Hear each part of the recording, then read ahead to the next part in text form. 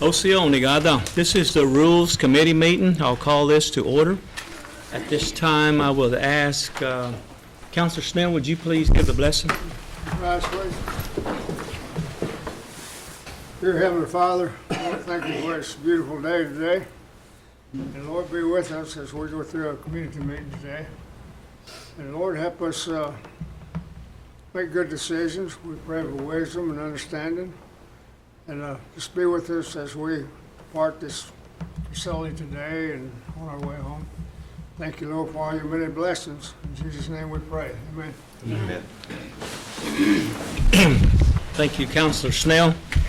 This time, we do roll call. Shelley? Yes, sir. Joe Byrd. On in. Frankie Hargis. Bill England. Here. Keith Austin. Jack Baker. Here. Harley Buzzard. Here. Sean Crittenden. On me. Don Garvin. Wanda Hatfield. Rex Jordan. On me. Dick Lay. Here. Curtis Snell. Here. Denise Taylor. David Thornton. On me. Victoria Vesquez. David Walkenstick. Brian Warner. On me. We do have a quorum. Do have a quorum. At this time, we would approve the minutes. They were mailed to you. So moved. Second. Got a motion and a second. All in favor signify by saying aye. Aye. All opposed, the ayes have it. I drop down to reports. We have Mr. Shannon Buell, Marshal Service. It's not Shannon, but we'll take Not it. quite Shannon, but I'm Scott Craig. I'm captain at the Marshal Service. Shannon's on travel status. I think he went out a little bit early to Washington. He had some meetings scheduled. I believe everyone received a copy of our reports. Are there any questions? Any anything questions that I for can our help Marshal? with?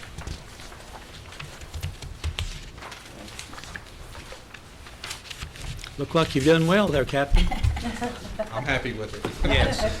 Y'all have a good day. Okay. Next, we have with us from the Office of Attorney General, Mr. Todd Hembry. Thank you, Mr. Chairman. As always, it's a pleasure to appear before the council.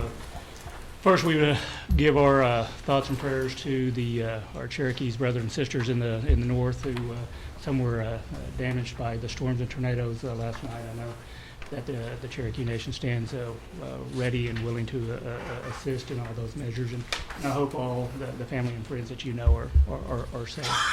I know we have a lengthy agenda today. A lot of what the Attorney General's office has been doing is on the agenda. Later on today, we've been working very closely with your council and the Council for the Election Commission on the election revisions, and with the trust litigation resolutions and the judgment fund. I will answer any questions when those acts come up as needed. Other than that, again, with our lengthy agenda, I will just entertain any questions that the committee may have. Any questions for our Attorney General? You've done well. Thank you, Mr. Chairman. Good report. Next, we have with us Miss Gwen Terrapin. Good afternoon. As most of you have seen, the 2015 has now been updated on the website, and our 2016 has also, and I sent all of you a copy of that report. And then we've only had 2 requests so far, no GRAs, and there aren't any outstanding.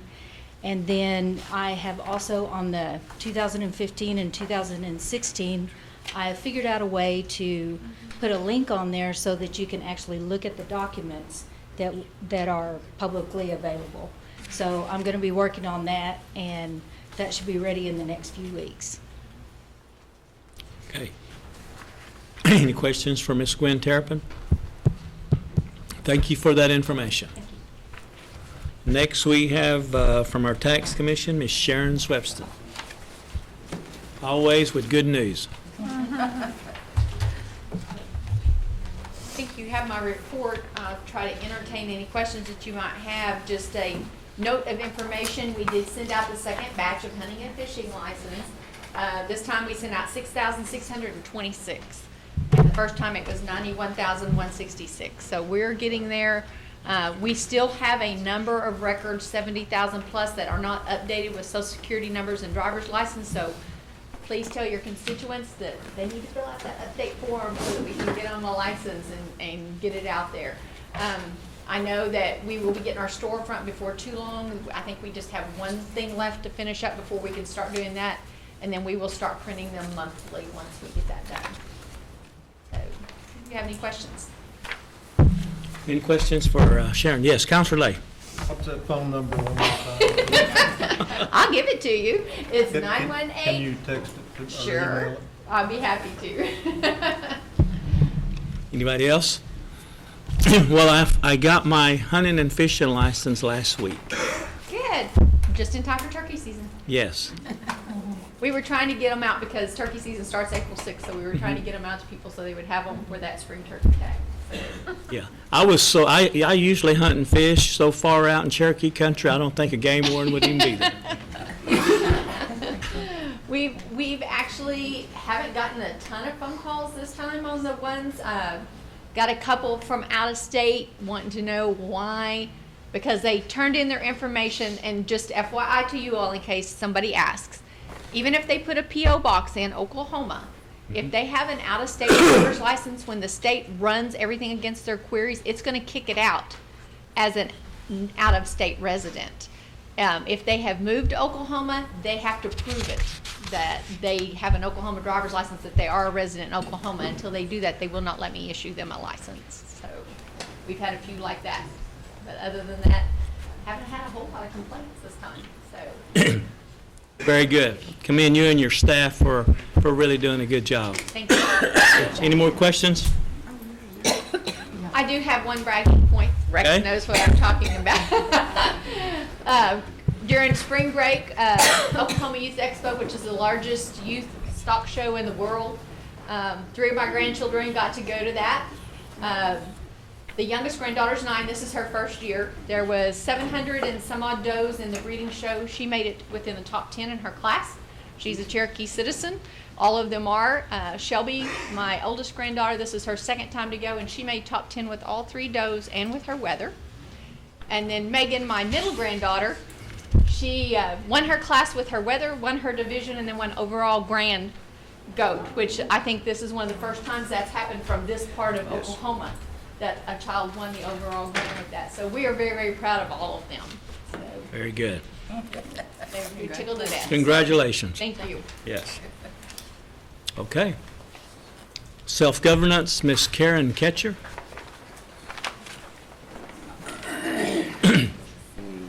We'll just have to put Karen on first of the agenda next time. We do that when people don't show up.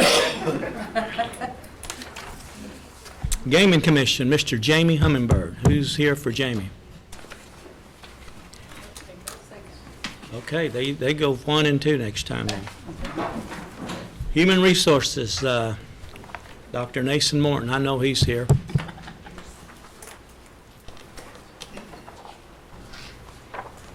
Good afternoon. Good afternoon. We're having the open enrollment for insurance benefits. It's in April. Should go out a notice in the mail, plus also on your email. So be looking for that. I believe it's second or third week in April. Also, I modified my reports a little bit. I did something to it to mess them up. I have fixed them because I thought it was better to give you an accurate number than come back later and go, oh, by the way, I messed that up. So it's my fault. I messed it up. I have them done. They look good. But instead of presenting them to you as we talk about them, I'm going to give them to you, give you a chance to ask me questions on them, and we'll come back next month if that's okay. But they look good. I think they look good. We'll see if you think they look good. Any questions? Any questions or comments for Mr. Nathan Morton? Keep up the good work. Thank you very much. If the council would, we could address the nominations here amend the agenda.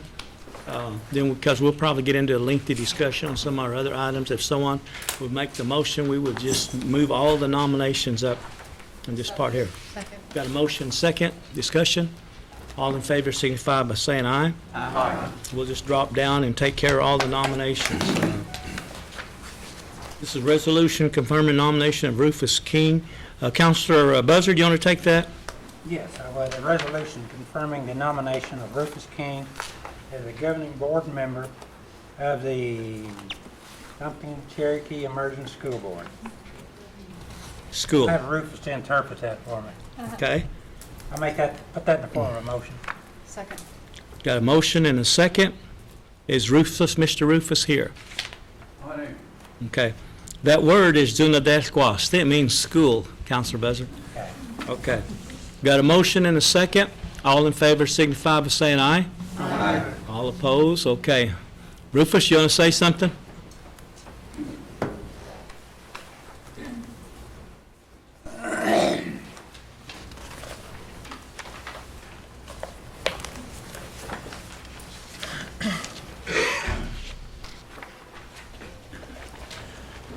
Årsjön gala va. Ja. Toheja Horst. alle udan til. Ja, suyese, alle gang suyese. Elu han gang ilusion utstande. Skal naga alle gang I sign. I just want to say that I'm thankful for the recommendation that was given me so that I could come here and be, considered. And so that's what I would like to say at this time. Well done. Congratulations, Rufus. Next resolution, you want to take that, Counselor Snell?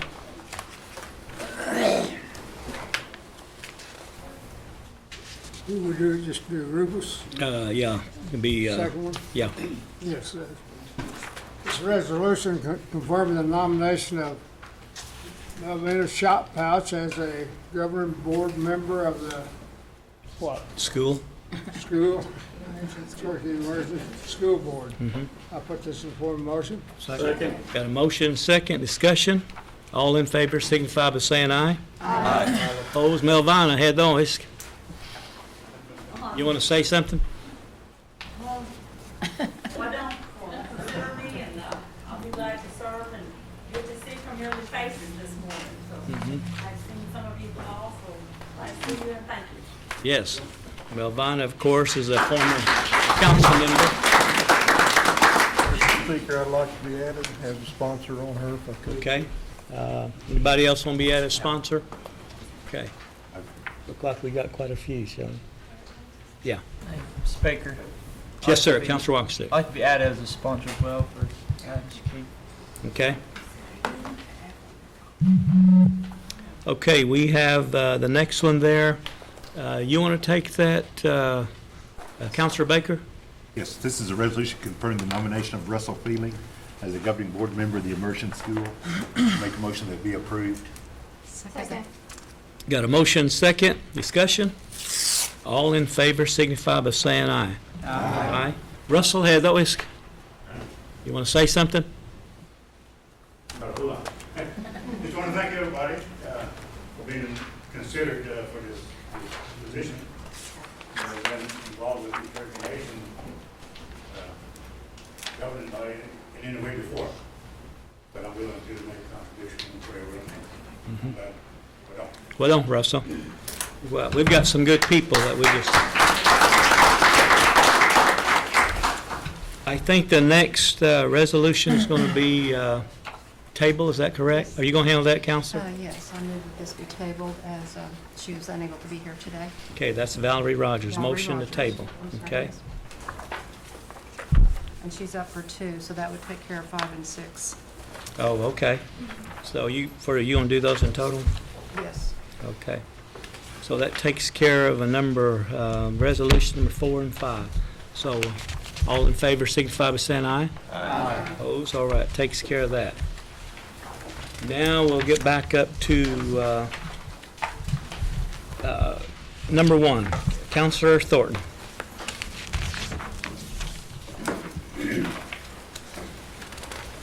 I'd like to table this again.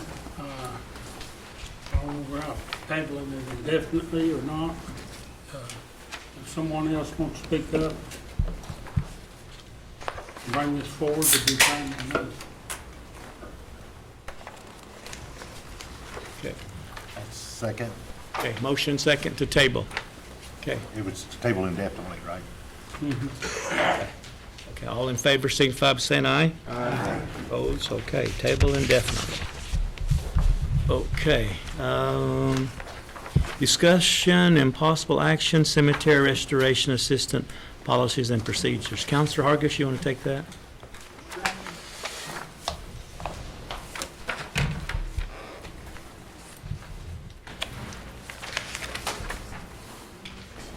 An act amending the, no, that's wrong. So discussion of possible action, cemetery restoration, assistance, policies and procedures. I put that in form of a motion. Second. Got a motion and second, discussion? Okay, all in favor? Yes, To Counselor, approve the changes that were made? actually says the applicants must be residents of the Cherokee Nation jurisdictional area. We have some of our citizens that live on the border of the Cherokee Nation that are Okay. wanting to take care of cemeteries within the nation. And I Okay. think that they should be allowed to. Okay, I do too, because I could have some in Coffeyville. What page is that on? Is it the first one? One of one. It's item, which, E? No. At E? yes. Well, in here it's marked through, it says E. Yeah, it's E. is there anyone here from, that takes care of the cemetery restorations? We should have kept that community group here. Counselor Thornton, do you have a comment? Yes, I have a question or two. As far as the organizational, applicants must be governed by a board consisting of at least 3 board members, must provide a federal ID number. We've got cemeteries out there that don't have a board. And that's one of the things I thought we brought this forward on at the beginning. And I know several that could use some funding to take care of them. And eventually, there'll be somebody to take care of them. But I'm talking about 100% Cherokee in the cemeteries. And they're scattered throughout the nation. There's a lot of them in my area. So I don't really want that in this. May I make a comment? Yeah, Can I make once. a comment? Go ahead. Are you through? I mean, I wanted to ask you a comment about what you just said. Did you say organizational applicants? Are you on F? G. Okay, yeah, G. So if it's an organization, wouldn't they? Then you're saying just below it about the individual applicants. And there can be individual applicants Oh, okay. with social security numbers? Okay, I see. Yeah, the organizational was right above that, and they would have a board if they're an organization.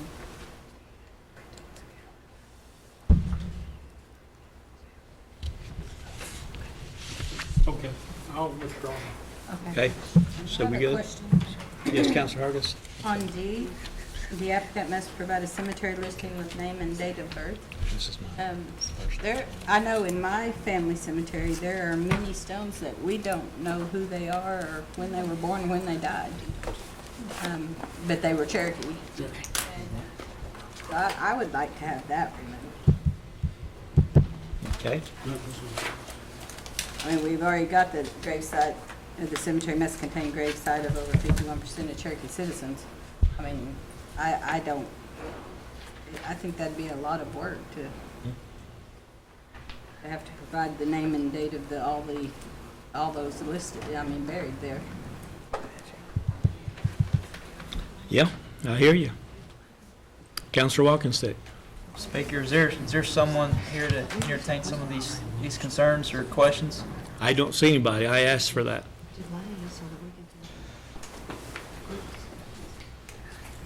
Gail, do we have anybody here that could address some of these cemetery issues? Then That's if Rob not- and them. Y'all just let them go. You can call them back. Wait just a minute. Go ahead. Can I make a motion to table for 30 Yes. days? Yes. And we can have a meeting with the CCO group and with whoever's interested in. I would just recommend to committee members, read these. If you have a recommendation, you can email those to Gail or myself, then we can get it done by the next meeting. Okay, Is that good? that's good. Okay. So you make a motion to table for 30 days? Second. A motion and second. Discussion, all in favor, signify by saying aye. Aye. Okay, that's good.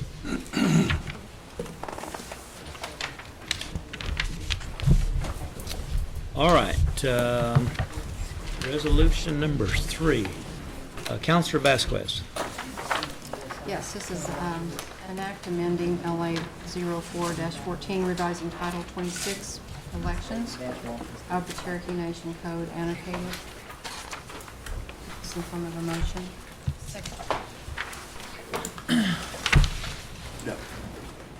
On that, Motion, oh, excuse me. What- we already had a motion, Oh, that's and we already have a second. We were in discussion, so we'll just reassume About the there. discussion. Is that okay? Yeah. All right, okay. So we're in discussion right now. And the way I understood it is we went through some of that, and what we already passed, we approved it, and we'll move from there. Shelley, can you enlighten us here on where we left off?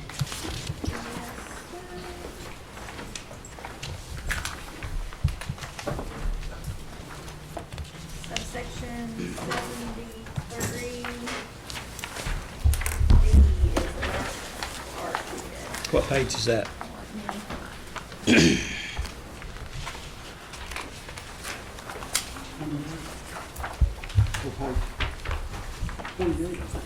Page 29.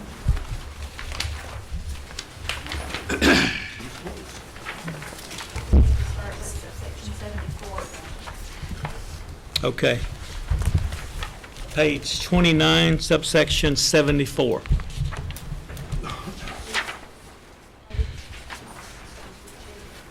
Thank you, Mr. Chairman. If we may continue from where we left off, we will be getting the, as we did last time, we will be getting the actual act on the screen itself, but we can follow along with the paper copy that is before you. There are no recommended changes in section 74, section 75, or 76, or 77. Okay. The next page 30, section 78, there is recommended changes as to the return of absentee ballots. And Sonia, this is where you retyped this one? Okay, is it in front of them? Okay. Need to get that before them. That one was causing some confusion, and we decided to retype it to make sure that all minds were clear as to the wording that was we actually be changed. So at this time, we're going to pass out to you section 78 in a clean version, so you'll know exactly what words are being added and what words are being struck.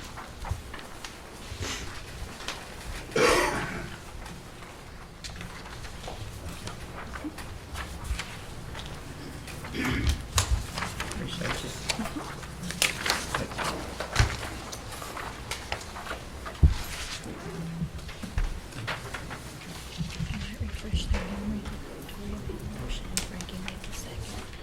What the special meetings, pay friendly. Those are the two different acts. Okay. You have that copy of that?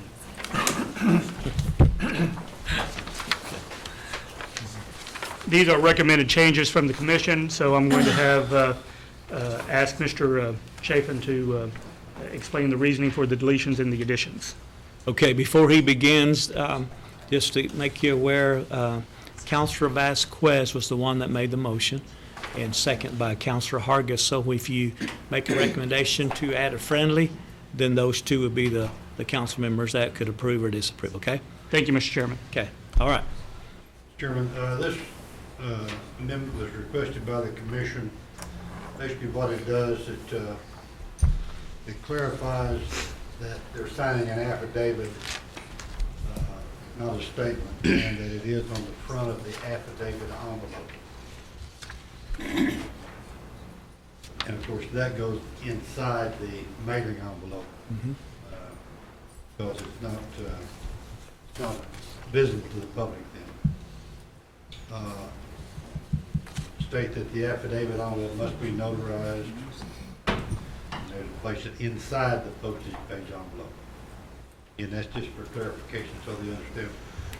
We were getting some of them, they were dropping the boxes and stuff that would just be the affidavit envelope only.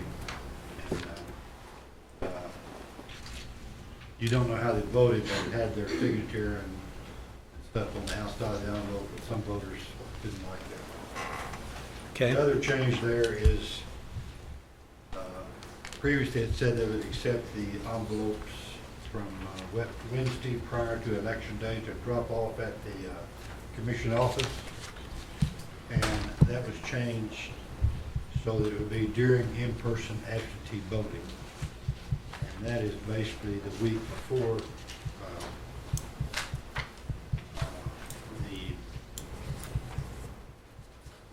the election on Saturday.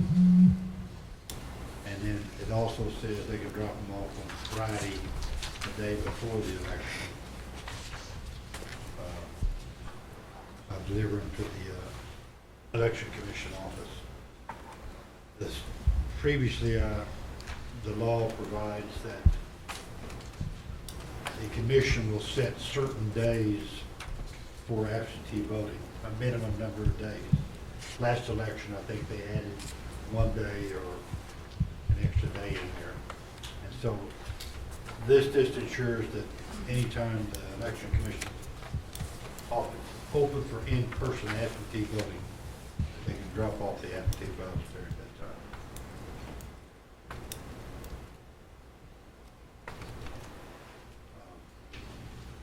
Those are basically changes. It still provides that they can do it on Friday, the day before the election, and on election day, at 7 o'clock. So those couple changes is all you've done on that one? Yeah, that's all there is. That's all for the sheet here. Okay.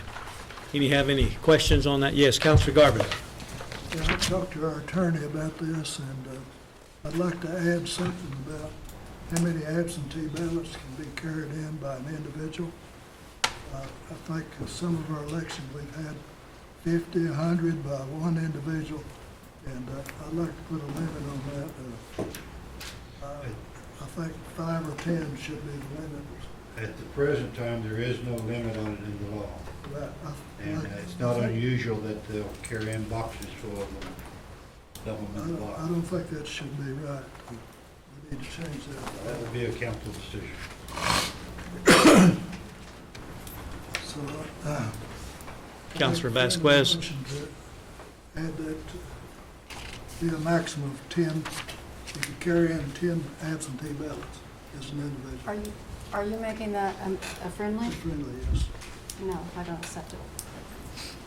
I'm making the motion then. Okay, And I will second that. okay. You've got a motion and a second to have a maximum of 10?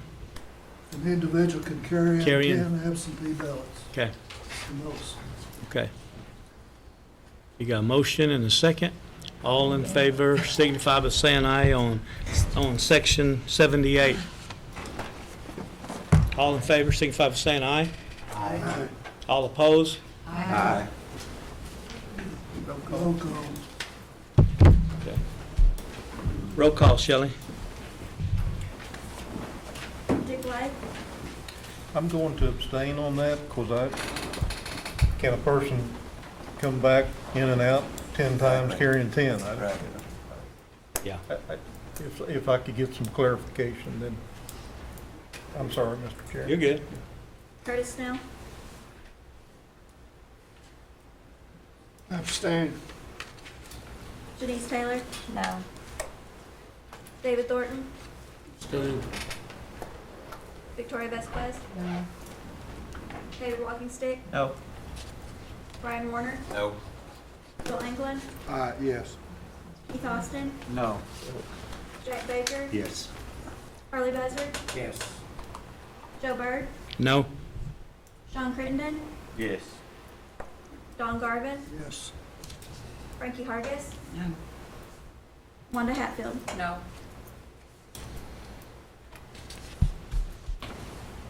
Did you call my name? I'm sorry, Rex Jordan. No. David said he was here a while ago for you, so we're just counting his vote. For you. Yeah, I called We over have for you. 5 yay, 9 nay, You and won't speak 3 up. abstentions. Okay. Let's move to 79. Actually, I have a question. Counselor Austin. About 2/3 of the way down after it says 7 a.m. to 7 p.m., then it says only if the voter or person designated by the voter. Is there a process? It just says a person designated by the voter. Is that just, how do we, is there a process for that?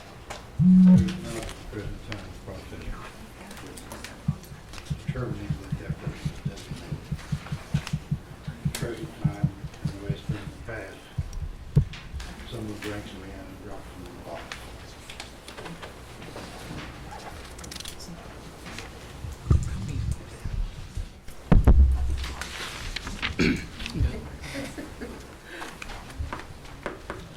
Are you good?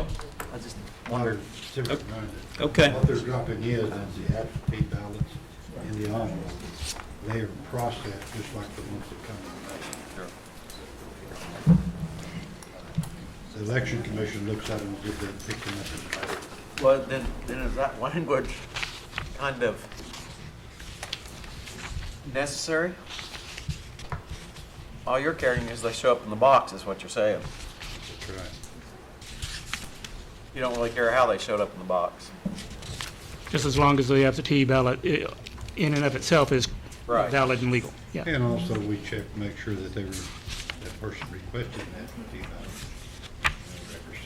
Okay, no problem, but it seems to me like that language right there, person designated, actually adds a reason for somebody to say, to challenge it in court or something potentially, that I don't see any reason for that language to be there. I see your point, Councilman, and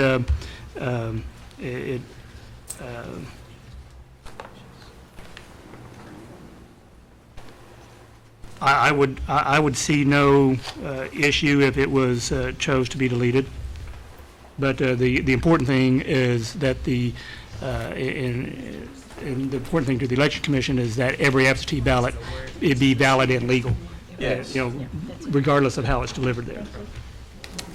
So, yeah, that's. So if we just struck that statement only if the person or persons, what part would we strike? Because I actually think it's unnecessary language is all.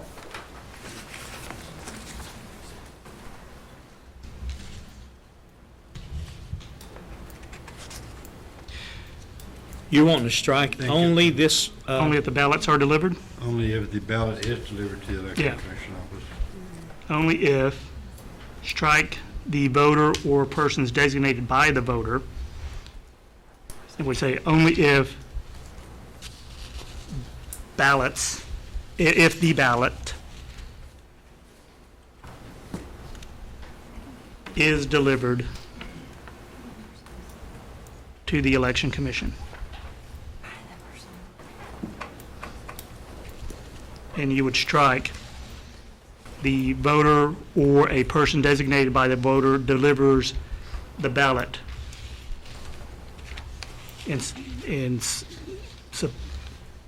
and substitute the language after that striking, where it would read, only if the ballot is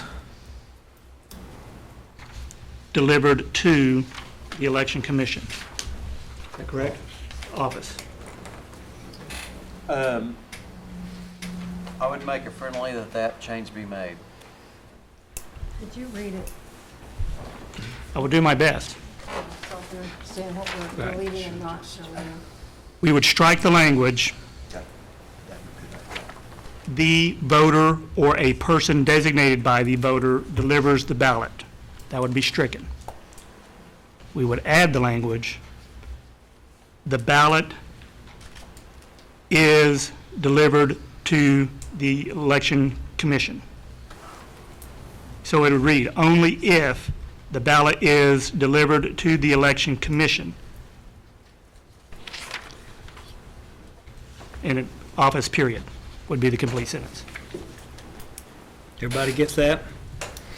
So you're striking the voter or person designated by the voter delivers the ballot. So you're putting in there, the ballot is delivered. Okay. Are you okay with that, Counselor?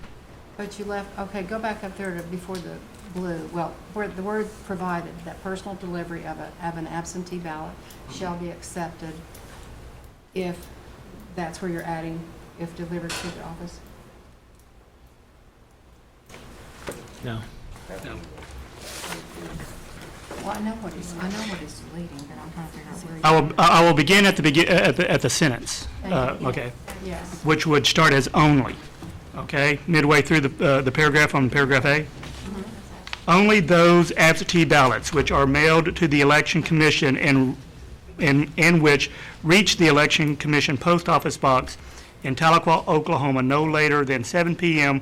on election day shall be counted, provided that personal delivery of an absentee ballot shall be accepted during in-person absentee voting as provided in Section 62D of this title, and on Friday, the day before the election, and from 7 a.m. to 7 p.m., and here's the added part, only if the ballot is delivered to the election commission office, period. And we are striking the language, the voter or a person designated by the voter delivers that ballot. Got it? Yes. We would have no objection to that being a friendly amendment. Okay. All right. Counselor Walkenstein.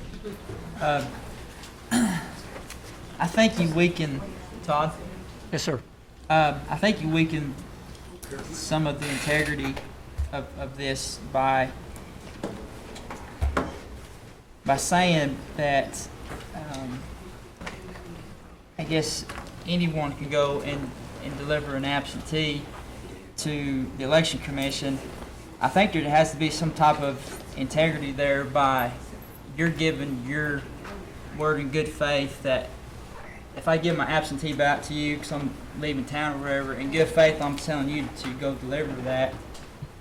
I think if you just put just any average Joe Blow goes in there, and I think we weaken the I guess the integrity of that sentence.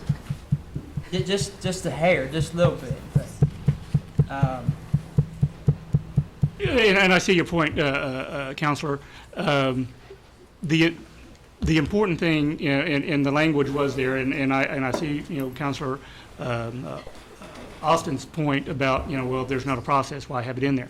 And I don't believe that it would weaken the integrity, because I think the important thing to point out and keep in mind is that the integrity is the ballot itself. Yeah. And you know, with the notaries and the signatures and the process that the election commission goes through to verify that that is a person who is a registered voter who did request an absentee ballot, that is their signature, and that everything is proper. And these absentee ballots are commingled with the rest, and they are treated just like everything else. The integrity, the important thing is that the ballot itself, be valid, and that is the process by which these commissioners go through. I have an example.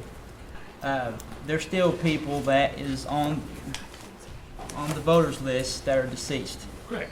Okay. My father has been getting a voter's card for the last 16 years. And I keep telling the election commission to take him off, take him off. We didn't get one this past election, but the one before that we did. Now, who's to say someone could go in there and, fill out an absentee ballot for him, notarize it, and then say it goes to court. Let's say you guys bring up in court that you guys had a illegal election. Well, the first thing you're going to get him for is, well, they didn't, they got a forged notary or a forged document. This is another area that you could get them for as far as, well, they wasn't assigned to deliver that absentee ballot. It's more meat in a case in court. You're taking the meat away by saying, well, anybody can go and deliver absentee. Now, those are my thoughts. Thanks, Speaker. Okay. Councilor Thornton. I think the thing that would solve this, if I had a box of ballots, absentee ballots, there were 200 in that box. When I brought them in, I'd have a list of every name that's in that box, and then sign it at the top that I brought these in, and deliver it with the box. And then you wouldn't have any problem with integrity. You'd know who done it. And I believe, and that could be a policy that the election commission would adopt, or could adopt. And then, it's a valid point and a good thought. I'm kind of like David. I don't think there's enough accountability here for those absentee ballots. I don't care how many you bring in, but who accounts for them? You bring them in and just dump them in there, and you have no accounting, and they could get them from anywhere, as David was saying, or from anybody. I'm going to work absentees. I'll go out and work absentees and have people get their absentee and vote it and notarize it, put it in a box, and then most people don't turn them in right then. They may hold them for a month before they turn them in. But I think if you have a name with a signature on there, just like you do when you account for an absentee, that's the way I'm thinking about this. Okay. Councilor. You have the same problem with the post office. They can collect 500 absentees and take them, drop them in the post office box 2 or 3 days before the election. There's no accountability there either. Yeah. So it's the theory that I think the election commission is operating under is the people who have the absentees that don't get them prepared in time, they can do it the last day. They can get them filled out, come there at 7 o'clock, before 7 o'clock on election day, and they can still get to vote. Well, they don't have to put them in the mail and get there. Depend on the mail to get them there. As long as it's within the time frame to get them in, that's legal. If you bring them in and dump them, you don't have to have a postmark on them then. Save a stamp. Yeah. Yeah. Yeah. They don't have to be postmarked. I'm not a mailman to deliver it. They don't have to be postmarked. No, they don't have to be postmarked. Diane. Mr. Speaker, just to respond to Councilor Walking Stick, I think at the last Election Commission meeting, they discussed collaborating with the registration department here to be able to confirm individual citizens that are deceased, so they can do that, delete them from their voter list. So, and y'all. We've been doing audits for quite some time now. Ever since I started there a few years ago, a year and a half ago, we've compiled this huge audit taking away lots of deceased voters. And every month we request the list of deceased voters from tribal registration. So it's kept up every single month what we can get. And right now, we're working on doing a new filing system, and we're finding more deceased voters. So we're doing our own internal audit as well. Okay, good. Counselor Austin, do you have a comment? If I was understanding Counselor Walkingstick correct, I think our concerns are exactly the same concerns, except we're seeing them from different eyes for some reason. By taking away this language and adopting the new language, which has already been accepted, it actually makes it less likely to end up in court than more likely to end up in court. When you add a step, and there's interpretation in what it means to do that. And anytime it leaves it to interpretation and policy, somebody doesn't follow the policy exactly that way, it'll end up getting challenged in court. So if it's unnecessary policy, it's a redundant wording, serves no purpose, all it does is invite opportunity for it to be challenged in court. Sure. Okay, well, we discussed it. Counselor Thornton? Well then, if I have people in my district that want to vote, period, they fill out a new voter's registration, they give it to me, I take it in, I've got to sign their name there and that I brought it in and hand it in to you. Is that not right? That's what I've been doing. You would just have to sign in your name, and you can just say voter registration drop off. You don't have to sign in your name. Yeah, I do. You would sign in your name since it was I've had to dropping do it it. off. I've had to do it every election. I'm not sure why. Are you saying the sign in the visitors log? No. No. There's a list there on voters. Okay. Take it in, new voters. And you have to put each one of those new voters down there, and you have to sign that you brought them in. Okay. We currently don't have that at our office. We don't have that list. Well, whoever takes it in from now on don't have to worry about it. Because I had to put them down, and sometimes they'd say, well, you just sign for it, we'll put them all in. Now, Yeah, we no, still, that's not how we. are we still on 78? Yes, I have one word. Okay, because we've discussed it, voted on it, and then we retraced back. We haven't voted on it yet. Yes, we have.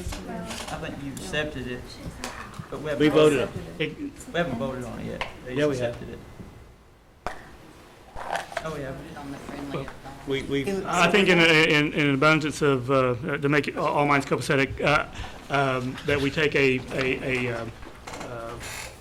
if there's, at the end of debate, or any other amendments, we go ahead and take a vote on section 78, Okay. whenever Let's give Counselor Walkstick another shot I at have this. another, this is comment. Also, the voter, like if we say if anyone could go in, let's say they get the ballot to me and they're trusting me to go and deliver their ballot. Let's say I give it to someone else and the ballot doesn't make it and that person's vote wasn't casted. I mean, that's another example. It's a pretty hypothetical one there.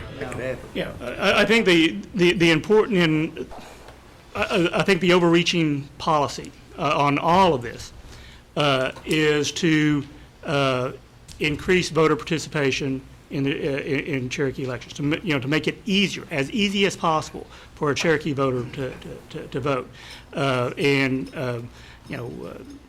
so therefore, I believe that the Election Commission has used its best efforts to streamline those processes. But again, that's why I always go back to the integrity, especially on absentee ballots, is the ballot itself, is the outer envelopes, the notaries, the signatures that are required. That is the integrity. And obviously, when you're walking into the polls, your signature, your identification either through ID or through personal notice. That's the integrity part of it. So, one thing that I know is an overreaching, concern is how do we increase voter, participation in Cherokee elections? And I think, that's the reasoning for the changes in 78. Chair, Yes, sir. I'll make a motion to keep it the way it is, the way the wording was previous to.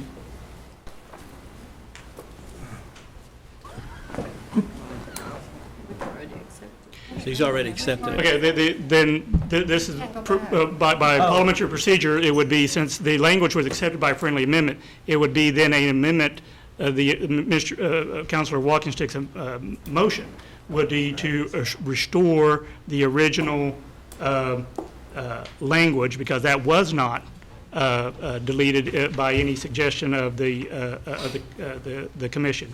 So, Mr. Walkingstick's motion is to reinsert the voter or a person designated by the voter deliver the ballot. That would be the motion. Wait, is that your understanding? Yeah, but he's saying undo what we just did. Yes. I made a motion, but I guess we have to vote on it. I don't want to be the one that says yes or no. Is it to accept this as presented? No, it's a motion. There was a friendly by Keith, and they accepted it, and the second accepted it. I'm making a motion to leave it the way it was, to restore it. We're not voting on the entire Right. deal. We're voting on 78. One sentence. We're on Yeah. 78. That's correct. That's my motion, Speaker. Mr. A.G., would you clarify where you think we are here? No, yeah, absolutely. I mean, the motion from Councilor Walkstick is to reinsert the language that was deleted by the acceptance of a friendly amendment, which is the language that would be reinserted. The voter or a person designated by the voter delivers the ballot. That would be the language added. It's been a motion. There requires a second. Okay. Is that correct, Councilor Watkins? Yes, that is correct. He wants to restore it the way it was. Right. Okay. It will require a second at this point. Second then. There is a second. All right, there's a motion, there's a second to undo what we just did here on taking away the language, the voter or person designated by the voter delivers the ballot. We're reinserting that, correct? That is correct. Okay. All right. Heard the motion? Second, all in favor signify by saying aye. Aye. All opposed? Aye. Aye. Roll call. Austin? Clarify that. Okay, so Opposed? No. Jack Baker? Yes. Carly Buzzard? Yes. Joe Byrd? no. Sean Crittenden? Yes. Don Garvin? Yes. Frankie Hargis? No. Wanda Hatfield? No. Rex Jordan? Yes. Kenny Flood? Yes. Curtis Snell? No. Janice Taylor? Yes. David Thornton? Yes. Victoria Vasquez? No. David Walkenstick? Yes. Brian Warner? No. Bill England? Yes.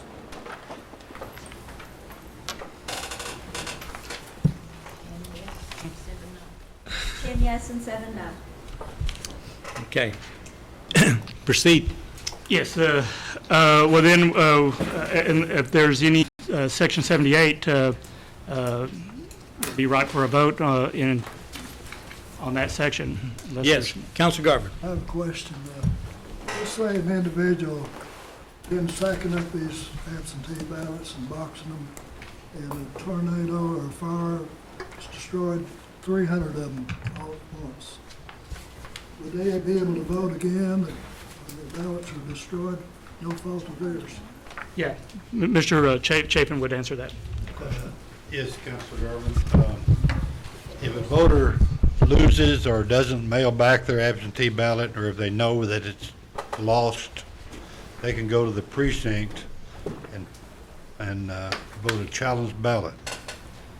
And when that comes back to the challenge ballot comes back to the precinct, now they can't vote a regular ballot because on the list at the precinct it says they have received an absentee ballot.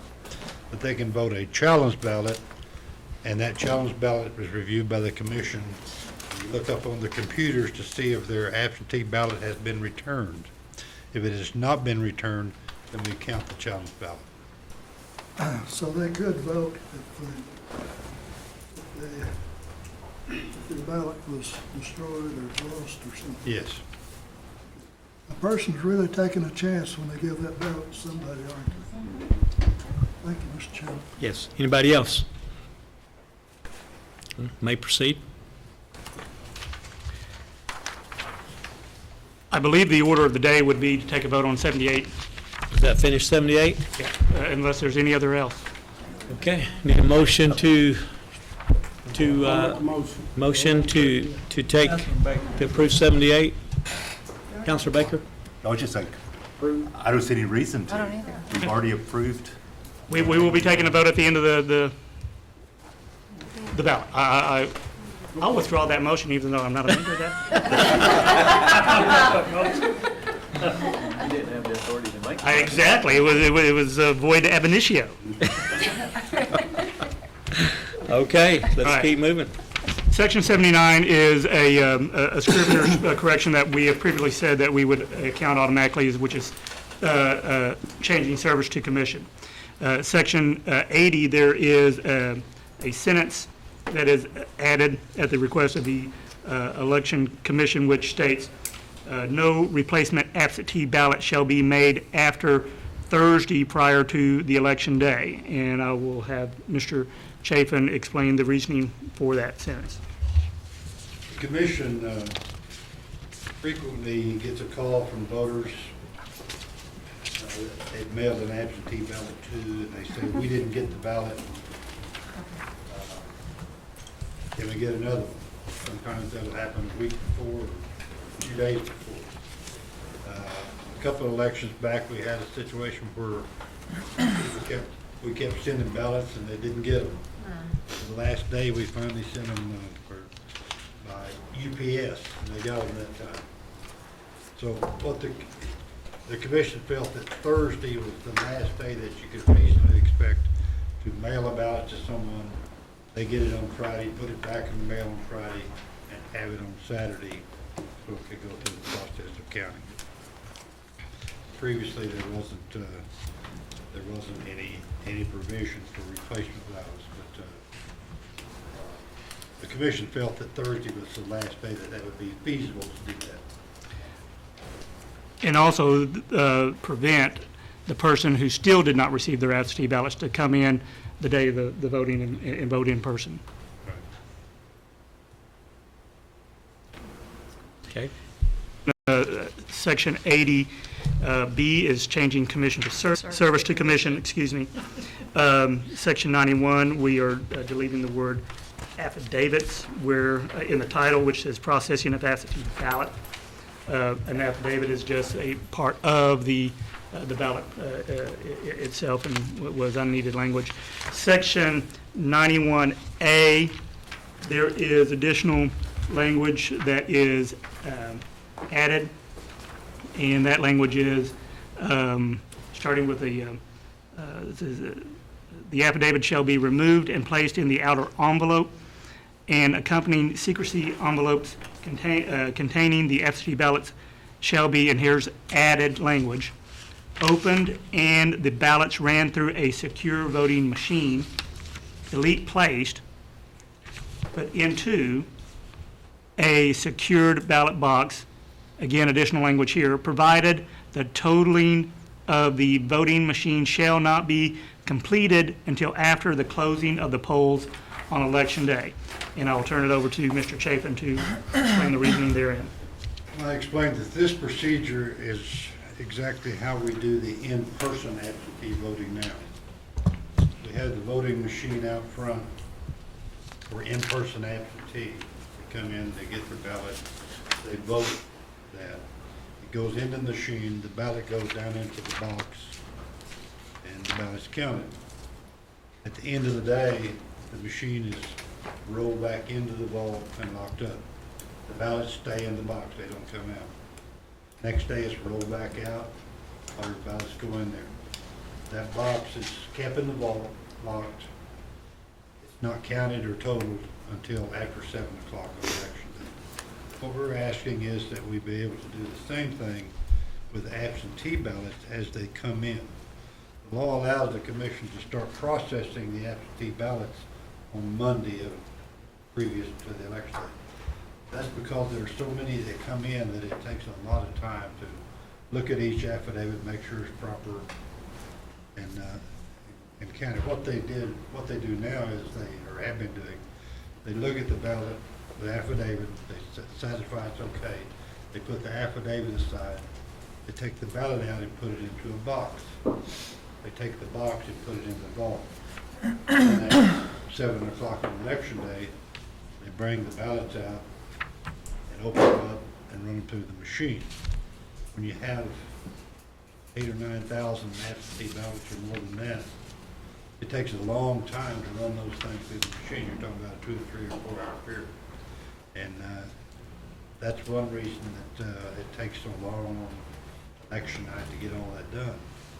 So what the commission is asking is that they be allowed to, when that ballot comes in, rather than put it in the box and put it in the vault, that they run it through the machine. The machine counts it, it goes into the box underneath the machine. At the end of that day, they put the machine in the ballot, in the vault. Same thing the next day. However, they felt that it wouldn't be proper to start trying to count those ballots or add up how many votes there until after the polls close at 7 o'clock on election day. That's what this amendment is intended to do. Okay, any questions? We will proceed on. Section 92 is deleted, and from there on, the sections would be handled accordingly. Now, the reason for this, the deletion of Section 92 is that this has now been covered earlier in the Act. Is that correct? That's right. And it's got, the watchers is covered over in another place on that. Yes. Section 53. There will be watchers present at all times that the absentee process is going on. They're opening the envelopes, when they're putting the ballots through the machines and all that. When they carry them into the vault to lock them up, the watchers follow them in, make sure they get locked up in the vault.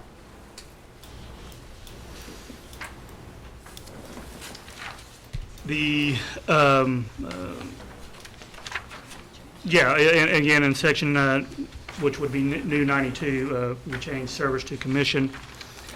In new section 93, we are striking 1% numerically and adding 1% by word. Section 93, subsection C, again, changing service to commission. There are no proposed changes in section 34, or page 34. There are no proposed section changes on page 35. Page 36, section 102, at the bottom of the page, E,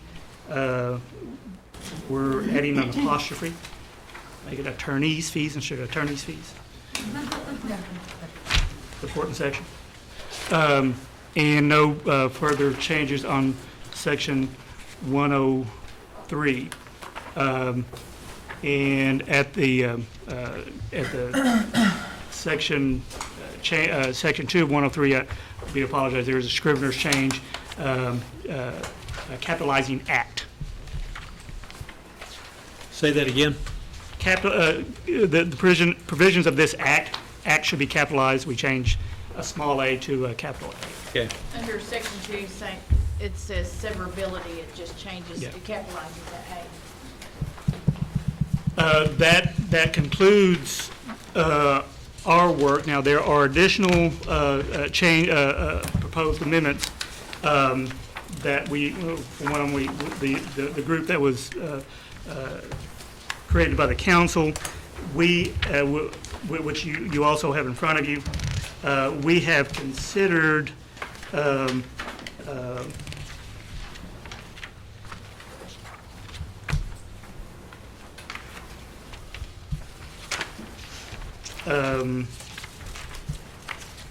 Section 3, which is candidate, Section 11, we made that. He's talking about this copy that you have the red and green wording, so you'll know what he's talking about. This copy that was given to you all before. Page 40? Yeah. Okay. The one in blue was already addressed at the last meeting, so that doesn't include, that's not included in this. The rest is the others. Good job, Shelley. And we considered Section 43 changes, Section 46 changes. I believe we have not considered Section 72 change. So if we would refer back to the Act in terms, did we? Yes, we did. I apologize. Yes, we did. We did handle that. I think we did, I don't know if we got to 73 or 73 we did. Or that may be where we tabled it. I'm asking for assistance here. Yes, we did. We did Section 73. We did incapacitation. So that we have concluded through the amendments that was proposed by the council group. There are a set of amendments that have been proposed by Councilman Lay that you should also have. That's page 43, I think, in your booklet. Is that correct? Yeah, I think all this what Shelley's notes are, and all that is stuff here, which is after 73. Yeah, and that was it. That was the last one. So there are additional amendments that are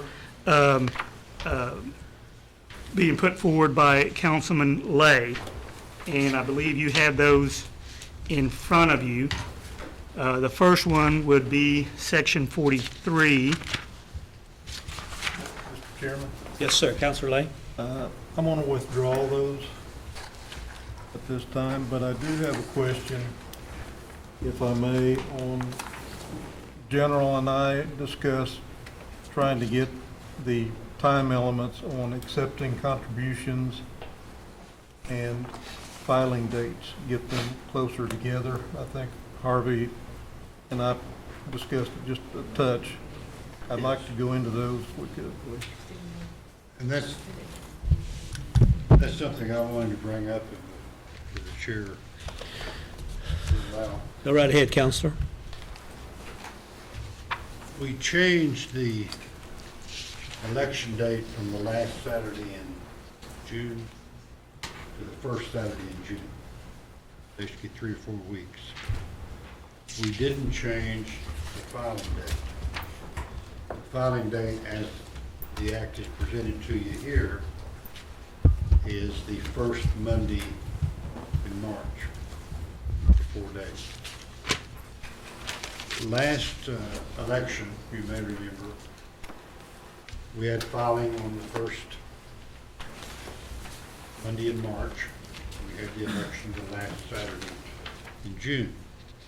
We had a contest of several candidates. I remember correctly, 7 of them were on term limits, and then there was also a contest on residency for the deputy chief. That particular contest, the commission has like 10 days to investigate. Anyone can file an objection within 5 days. The commission has to set a hearing and have a hearing on it and give notice. Then there's 5 days to appeal to the Supreme Court. The Supreme Court has to set the hearing within 10 days, and then they can extend it for another 10 days. The last election, all those times played out about like that. If I remember correctly, we actually had, and remember, we have to mail out the absentee ballots, I believe the last Monday in April. All that played out, and I think on a Thursday, the Supreme Court had their hearing and made their ruling. We had to have the absentee ballots to the printer the following Monday in order to get them printed in time to mail them out by the deadline for mailing out absentee ballots. So we were right up against the wire there. So by virtue of moving up the election date to the 1st of June, then leaving the filing date the first Monday in March, we've cut another 30 days off that. There's not enough time in there to go through a full appeal process, in my opinion, for that time. I think it's the commission's recommendation that that filing period, which is in section 36, it says on the first Monday of March, that be moved to the first Monday of February, which will be basically the same amount of time we had before. We were able to get it done before, and we think we could again within the same time period. So we think we need to move up of the filing period to February. And I think that ties in with the question about when you can first accept, the way the law is written now, you can first accept contributions, if I remember correctly, 6 months prior to the filing date. No, 6 months prior to the election. That is correct. December is what we were doing. Yeah, Councilor Lay? And is that it? Okay. And Mr. Chairman, I didn't know exactly what date Harvey was going to recommend, so here's what I'd like to do.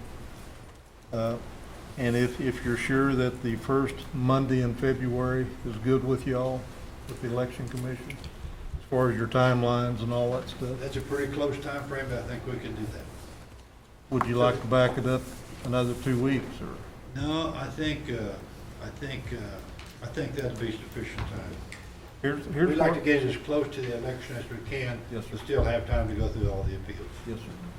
Here's what I'd like to recommend to the group, and I'm going to probably make it a motion, but taking the Election Commission's date of the first Monday in February, I believe, That's for a 4-day period commencing on the first Monday in February. for a filing period.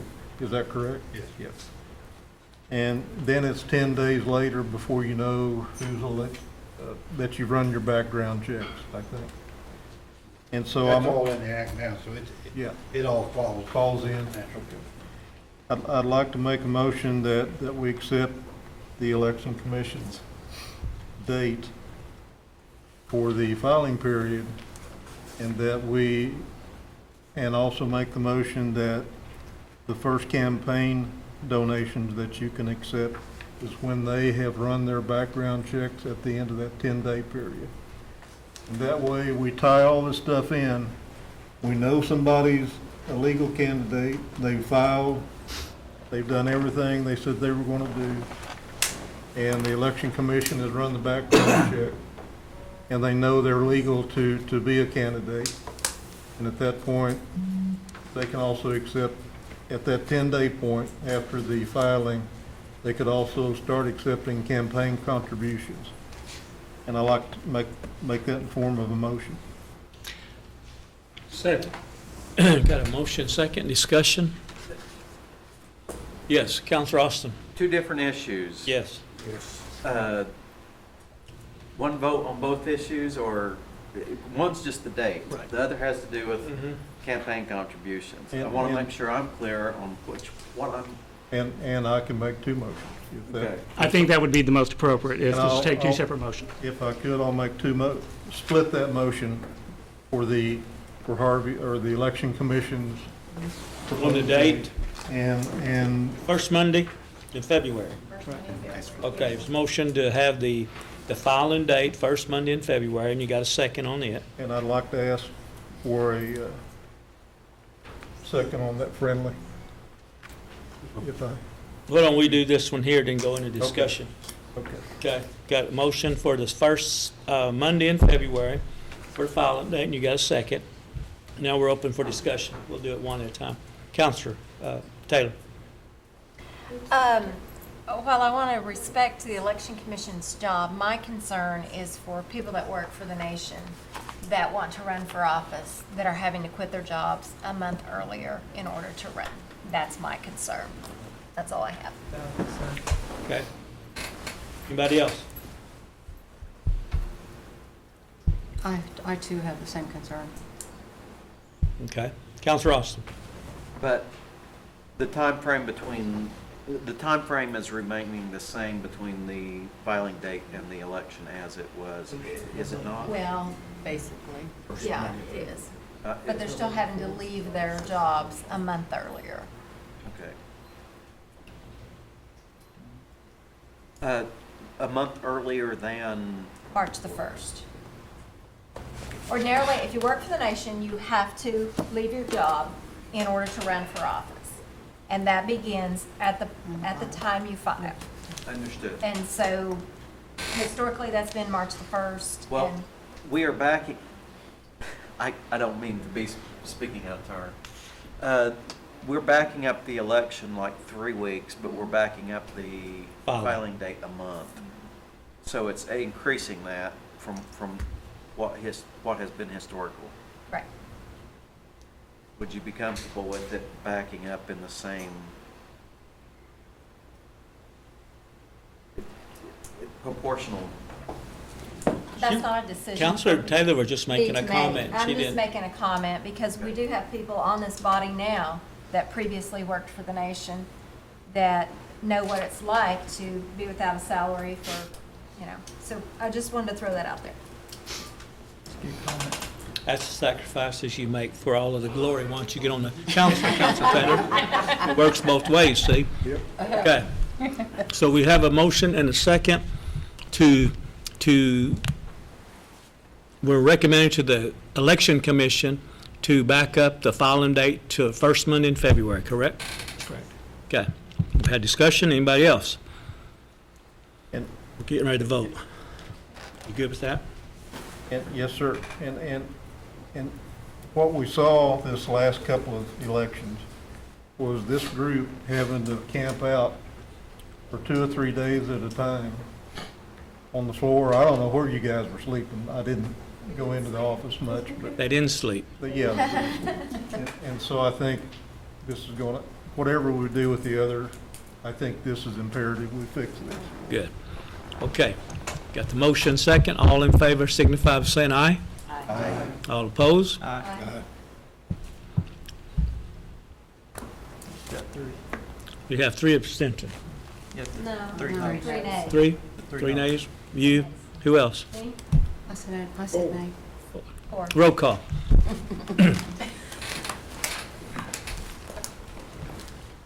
David Thornton, Yes. Victoria Vasquez, No. David Walkenstick. No. Brian Warner, Yes. Gil England, Yes. Keith Austin, Yes. Jack Baker, Yes. Harley Buzzard, Yes. Joe Byrd, Yes. Sean Crittenden, Don Garvin, Yes. Frankie Hargis, Yes. Wanda Hatfield, Yes. Rex Jordan, No. Dick Lay, Yes? Curtis Snell, Yes. Janice Taylor. No.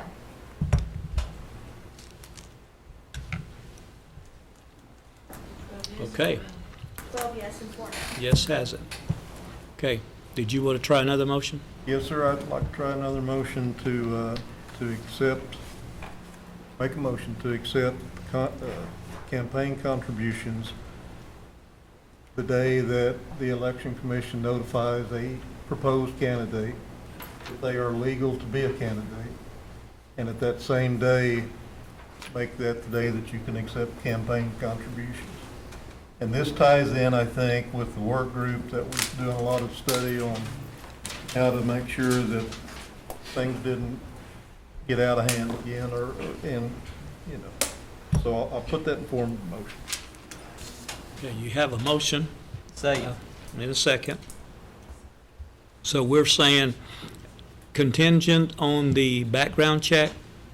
It'd be the date of certification that you're certified to be a candidate. Okay. And that would also, I take it, go past any challenge period that someone may have for.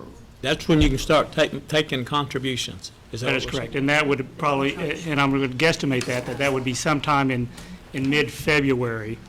And the election's first week in June. Yes. Now, and also, I just to be mindful that this prohibition would not prevent individual candidates from spending their own money prior to that date. This would be only a restriction on taking contributions. Okay. Okay. So one would be taking contributions after they are validated to run for office. Right. Okay. Is everybody clear? And that is a yes vote, says you're in favor of that? Yes, you're in favor of the motion made by Lay, second by Councilor Walkenstick. Okay? No, against. We're still in discussion. Against means they would be able to accept contributions Yes. in, what, December or 6 months prior to 6 election? months prior, as we have been doing. Okay. Councilor Walkenstick. I agree with Councilman Lay. You know, the former election with our past council member that ran for chief, she backed out, took a lot of people's money, and there was a lot of upset people over that. And you know, and in a way, she was representing Cherokee Nation, and I think having this law in place will take that away. So, thank you, Speaker. Okay. Anybody else? Yes, Councilor Warner. And all the discussion we'd had before about defining a candidate, this, you know, which was a person who had raised, who has filed or raised funds of $1,000 or more, right? So that just kind of takes all that out. Still relevant. Still relevant, but, so even if they took money, so now you can't take any money. Yes. Until you're validated. Okay. Yes. Comment. And this is a comment on a public policy avenue. Although I completely, it is a very good point that Councilor Lay brings forward. My reservation would be that it gives an undue advantage to wealthy individuals, that only a person of sufficient means would have a head start in their campaigning, would have a head start in getting their message out, whereas a person with less means, or a common person, will have to wait until mid-February in order to take donations to get their message out and to get their campaigning out. I understand the circumstance that a previous counselor put us in, but I think this could be akin to burning down the house to get rid of a mouse. Yeah. This would put the and like I said, this is purely on a public policy basis. It would put wealthy individuals at a distinct advantage in the campaign process. I just put that out there for your thought. If I may. And the general and I have discussed that, and he's got a good point. And we talked about different dates. But you never got back to me with any dates that you would recommend, Todd. So right now, I'm you know, if somebody wants to make a friendly, and so that we know that we tie somebody down, I'll listen to it. And I believe that this committee has made sufficient attempts to tie someone down by saying that it's when filed and when you make a public announcement that you're. That's why I put that on there. Yes. And again, my comments are just pure public policy. You make a very, very valid point. I just wanted to share my thoughts with the committee. Okay. Counselor Thornton. Well, if you're distinguishing between the elite and the non-elite, I can start running right now, You could. you know, if I was the elite. Or the rich man can start running anytime he wants to. He put up signs, do anything else. It's his money. That's So, correct. if we're going to do that, let's just start taking funding now. In federal elections, you can do that. That There were no changes the whole situation then, if you're talking about the difference between the rich and the poor. And plus, cash. You know, I mean, Why ain't nowadays? you can take all the cash you want. I mean, you know what I'm saying? Oh, we have you can only take so much in the anonymous contributions. Well, but. I've made that debate for years about anonymous contributions, so we're You know what I'm saying? we're not addressing that. Okay. This We would have, actually be an amendment to section 44A, which is the period of acceptance of campaign contributions, correct? yeah. That's correct. Yeah, Yeah. we would That change it stays. to. That would Sure. change that. But if you do accept them,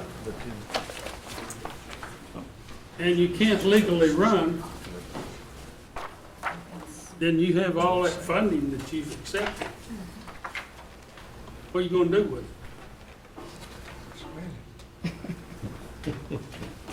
You gonna pay it back the way we was talking about? Or? You've created a law to require that. Okay, that's all I need. Okay. If I may. I thought we went through that, but I wasn't We did sure. go through that. I mean, that was the reason we did go through that, to address that, somebody running and duping the tribal members. So anyway, we're back to Counselor Lane. I'm with you. And let me, for a good mathematician here, and I'm sure Harvey's got it right on the tip of his tongue. If we did what we have been doing in the past, what date could a person start taking campaign contributions under the laws that we've passed so far? December the December 4th. 6 months before the election. So it's early December. Yeah. You want me to read the language? We got it. It's no office holder, no candidate, no potential candidate for elective office, and no financial agent shall receive campaign contributions prior to the beginning of the 6-month period immediately preceding the primary or special election date for the office sought by the candidate or potential candidate or past the date, which is 6 months immediately following said primary or special election date. Unless otherwise provided, all campaign contributions shall include the name, address, occupation, but basically 6 months. Okay. Counselor Hargis. Well, you know, I personally think that anybody that intends to run knows if they're going to be certified by the election commission or not. And if they're organized and, you know, that if we move that acceptance date up to February, then we're suppressing those who are organized and ready to go and ready to get out there and work. You know, I personally am not one of the elite, that's for sure. So I need all the time I can get to work and to raise campaign contributions. So I'm against this. Okay. All right, we've had a good discussion. One point of clarification. Sure. And so we have now given taken from the election commission general and given to you the auspices that if something goes wrong in funds collection, that you take the ball and run with it. Is that correct? That is correct. And the election commission had that before, but They felt they are not an investigative body, and they felt that it would be better suited for the Attorney General's office. And what I did did you- not ask for that responsibility. I know, and when they handed that to you, can you not do, at this point, you couldn't do anything? Is that what you're saying? Clarify the questions. Okay. When they ask you to take it? Yes. And then what happened? Then I would investigate to see if there was in fact a breach of the election law. I think they said you couldn't do anything about taking contributions and not paying. Previously, you could not. if there was someone, we had we have a prohibition about taking election contributions prior to filing. I believe this last election cycle, it was late December. If someone would have violated that law, yes, it could have been investigated by myself or the Marshal Service. It could have been investigated by the Election Commission. The amendment that has been proposed in this body has made it clear that it goes to the Attorney General's office. So there's no debate as to who has the authority to investigate. So were we unclear previously? I think there was multiple entities that could have. All I know is that the Election Commission did not want that responsibility because they don't have the resources or the ability to be an investigative body. Okay, Mr. Chairman, because of the work group, and I sit in on a couple of them, and I wanted to tie these two dates as closely together as possible. And that's why we brought this up. And that's why I tried to talk to the general about it. I didn't get any recommendations from him. I'm going to withdraw that and hope for the best if and when it ever happens again.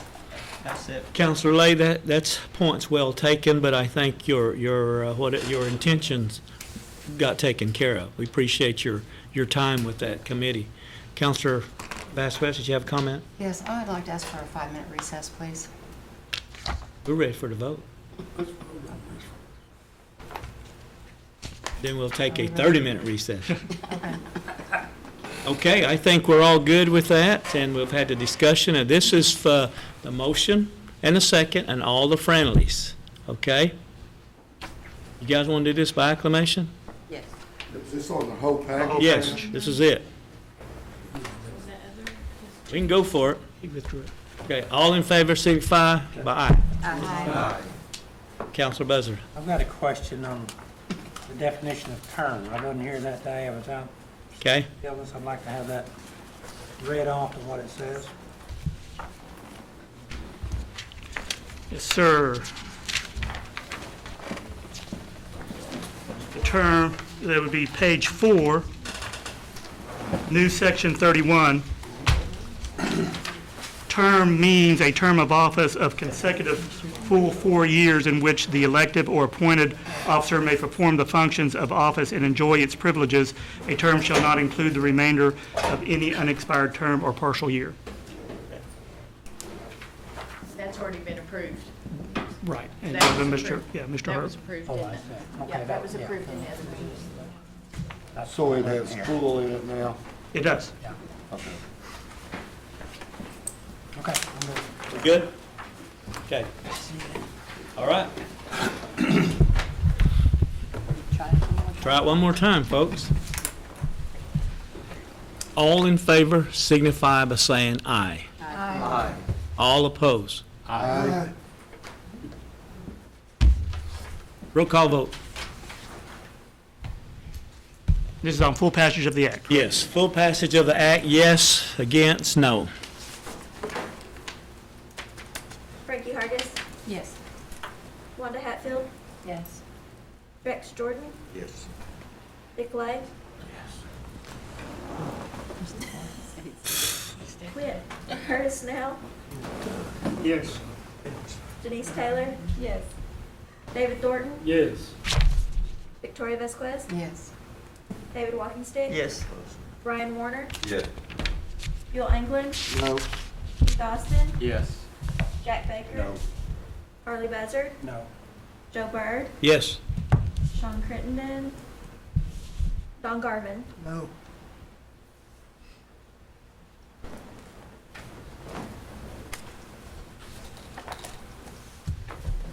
We have an 11 yes and 4 no. Okay, let's get these 6 items over with. There are no. Okay, Counselor Austin, you want to take that, number 6?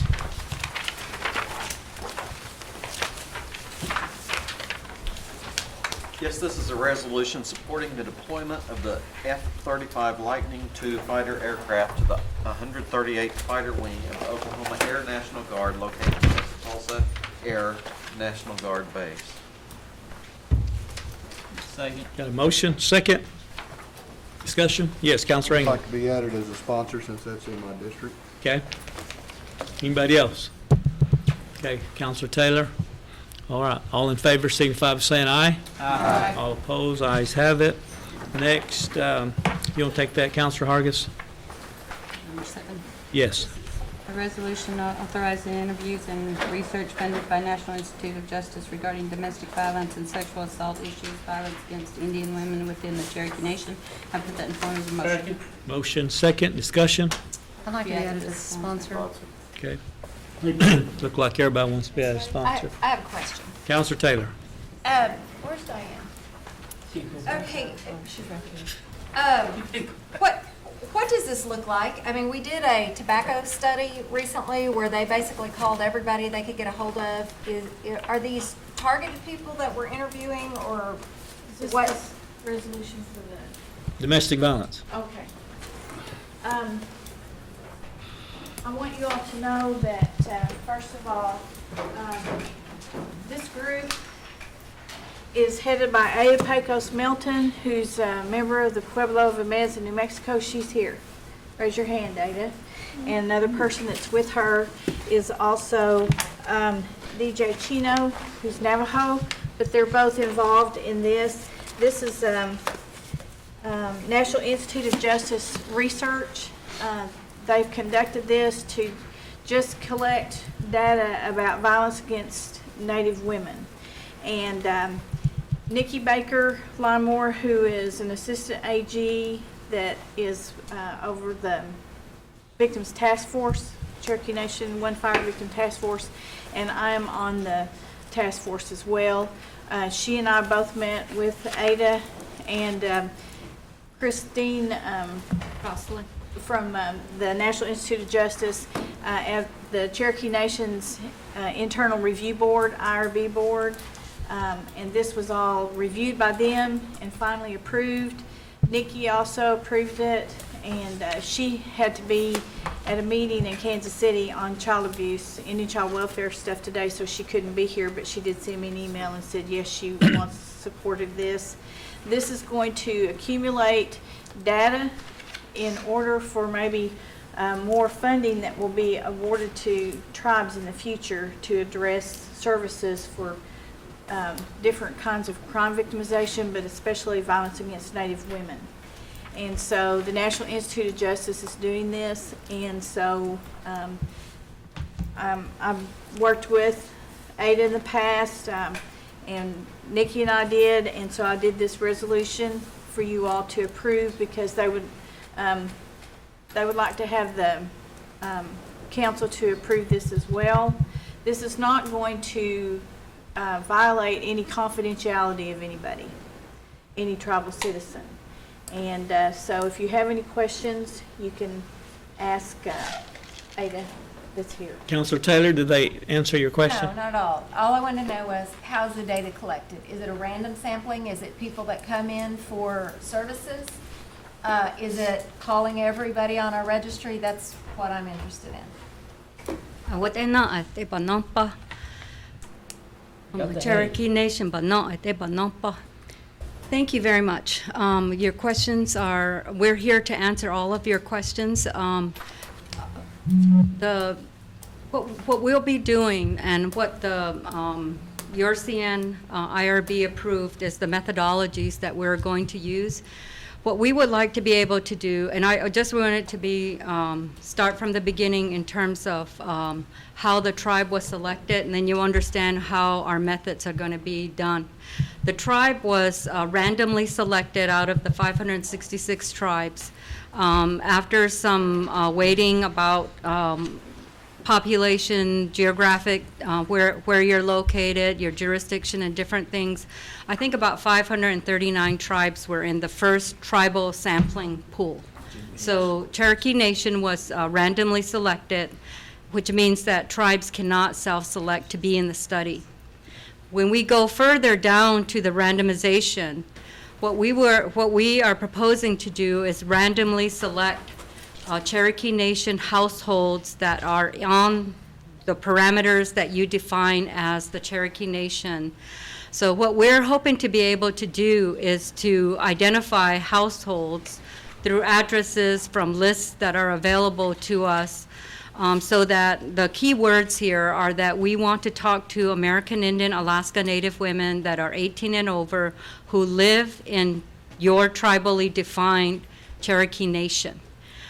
So that we're not interested in talking to women who live, I know a lot of Cherokee women that live in Albuquerque.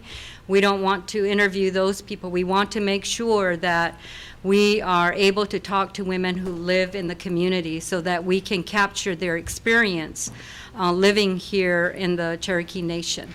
So the household is the main place that we will find the Indian woman. Again, because the household on your reservation or on your tribal lands or your jurisdiction, I have to really learn about how you're set up here in Oklahoma, we are working with the households that are here. And the reason why the household is because we're trying to set national rates of violence against Indian women. And I want to just also clarify that we're not only talking to, and we're not looking for victims in particular. This is open to all women that are eligible. And out of that, so you hear things like 5 out of 10 said, 6 out of 10 said, so that's what we're trying to set as that baseline rate for American Indian, Alaska Native women. So the reason why we really need to have your approval is because Congress authorized the study, gave it to the U.S. Department of Justice to implement. Their arm is their research arm is the National Institute of Justice. The letter of invitation was sent to your principal, is it the principal chief here? That establishes the government-to-government relationship. And although we've gone through your approval process of the IRB, we still have been directed by NIJ to obtain resolutions by every tribe that has been invited to participate, so that this study is done in the spirit of government-to-government relationships. And also that that everyone, any ways that we can, the people of your nation are informed about the study. And so we really want to be able to, I do this kind of work all the time, and the first thing people want to know when we come to see them is, who let you in and how did you get how did you get my name?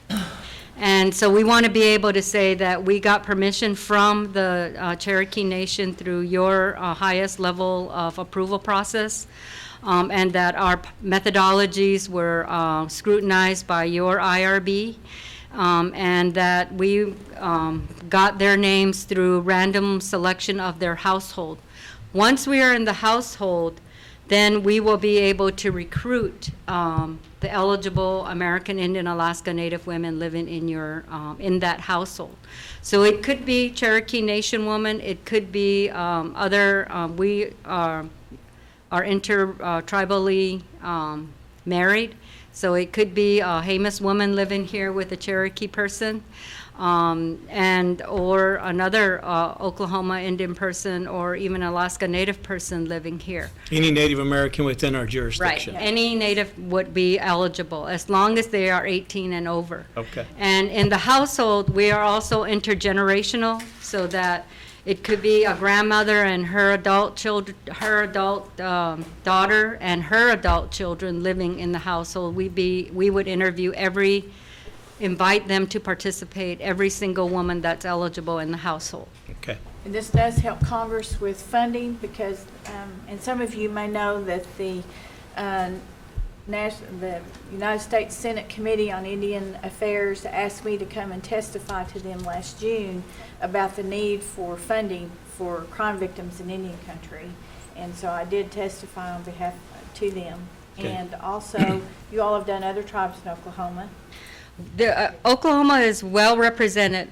This is the largest study that's ever been done in this area, in this topic area, the very largest. So we are not at liberty to share who all the other tribes are for confidentiality reasons. If you want to tell someone that you are participating in the study, and I would encourage those of you that write grants or have people writing grants on your behalf or your programs, they can tell the funding agency that you participated in the study. And if you wanted to share it with other tribal nations that you participated, that's up to you. But ourselves, the research team, and NIJ will never disclose that the Cherokee Nation participated. And the reason is because we're not trying to set the Cherokee Nation rate. We're trying to set the American Indian Alaska Native rate nationally. In 2013, as you know, Diane, we fought really hard for the provisions for the American Indian Alaska Native women provisions to stay in the Violence Against Women Act. Yes. This whole thing, this study wouldn't be even here if it weren't for the grassroots effort of American Indian Alaska Native women. And when they reached out to tribal leadership, and tribal leadership did one thing that grassroots people can't do very quickly. They opened the door to the legislative arms of our congressional representatives. Once that happened, our issues became law under the Violence Against Women Act. And so we are really grateful to all the women that have been carrying this, for all the tribal leadership that have been carrying this for us, carrying the water on this for us, because if it weren't for them, we wouldn't be doing this study. And so one of our big messages to tribal leaders is that if this is what the grassroots people wanted, and it's coming back full circle. We can't set that rate if we don't have the voices of those women that live in your communities to be heard through this effort. They asked us, they probably asked Diane, what's the rate of violence against Indian women in your community or anywhere? We didn't have that. And that's why some congressional people were saying, well, don't most Indian people live off the reservation anyway? Aren't most perpetrators of violence against Indian women non-Indians anyway? Those are the kinds of things that people need to, that's the information that we need to have, and we couldn't answer them affirmatively. This study is meant to do that. It's the baseline. And so that at the end of this, we hope that you'll be able to use the information by seeing, and you'll be comparing yourself to other American Indian Alaska Native women. Right now, we're comparing ourselves to white women, African American women, Hispanics, and all of that. And so we want to be able to compare ourselves. Are we the same, better, or below? That's what baseline studies do for all kinds of things. So I'd like to do this by acclamation, if it's okay with the council members. Councilor Taylor, did that answer your question? I think the answer is random sampling of in-jurisdiction households. Yes. It'll be Okay. confidential to tribal members. They will not be, their names will not be released. And Ada understands that we're not in a reservation. We have trust and restricted lands. I got my Okay. support. Well, you got a motion and a second. We can do this by acclamation. All in favor signify by saying aye. Aye. All opposed? Good luck, ladies. Thank you. Do the research. Well, Thank you, council. okay. Okay, next, we're going to have Councilor Thornton. Councilor Taylor, you want to ask him more Yes, questions? this is a resolution authorizing changing the name of Salsoft Creek Park owned by the Cherokee Nation in Sequoyah County within the tribe's 14-county jurisdiction to Cherokee Nation Park. I'll put that in the motion. Got a motion and a second. Discussion. Councilor Warner, you good with that? I'm good. Okay. All in favor signify by saying aye. Aye. Okay. Next one, Councilor Hargis. Yes, this is a resolution authorizing the Attorney General to commence litigation for an accounting of Cherokee Nation trust assets. I actually want to table that for 30 days to gather more information. Second. Got a motion and a second. Any discussion? All in Can't favor, discuss the table. no discussion? Is that right, Councilor Baker? All right, we're good. Got a motion and a second. Okay. Councilor Vasquez. We didn't vote. We didn't vote? You vote on the table? Yes. Okay. A motion to table. All in favor, signify by saying aye. Aye. All opposed? Okay, you want to take that? Counselor Vasquez is gone. The next one? This is a legislative act amending Title 12 of the Cherokee Nation Code, annotated, establishing the Cherokee Nation Judgment Fund. I put that in form of a motion. Motion? Need a second? Second. Second by Counselor Baker. Discussion?